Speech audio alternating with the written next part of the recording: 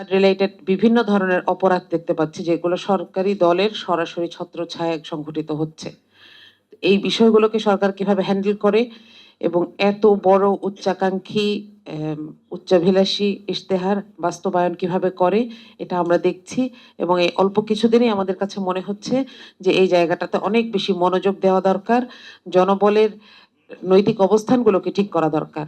এখানে যদি সবাই এই জন্যই আসে যে সরকারের একটা প্রজেক্ট বাস্তবায়ন হবে এবং আমরা এখান থেকে একটা অংশ পাবো, কারণ আমি সরকারি দলের কর্মী, আমি সরকারি দলের নেতা, এই মানসিকতাটা নিয়ে আসলে তাহলে বাংলাদেশ 24-এর আগের বাংলাদেশ আর 26-এর নির্বাচনের পরের বাংলাদেশ আমরা কোনো পরিবর্তন দেখব না, বরং অবস্থাটা আরো খারাপ হবে।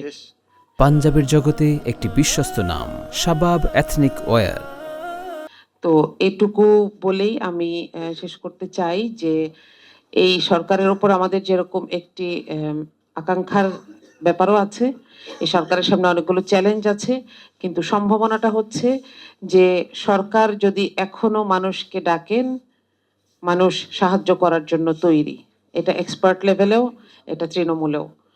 এই শক্তির জায়গাটাকে বুঝতে হবে। এই শক্তির জায়গাটাকে আসলে না বুঝতে পারলে এই সরকারের এই যে গণ অভ্যুত্থানের পরের সরকার, এটা আমাদের জন্য একটি দুঃখজনক ইতিহাস যেন না হয়ে যায়, সেটার জন্য এই সরকারের একটা প্রচেষ্টা দরকার। তো এই জন্যই আমি সিপি এর এই উদ্যোগগুলোকে